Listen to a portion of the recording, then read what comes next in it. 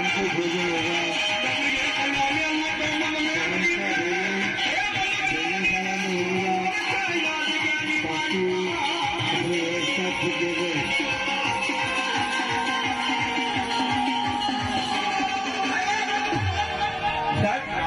હાજી થઈ ગઈ હોય જ્ઞાનની પણ જો સાહેબ હાજી થઈ ગઈ માતાજીના જન્મ હવે કાકના તાલે તાળીનો સાથ નો માનતા કાકના મુકરા બરાબર હેઠા મૂકી દેવા પાકું છે આગળ પૂરેપૂરું કરાવી નાખવું છે આ બધાનો કોઈ રાસ્તો થઈ ગયો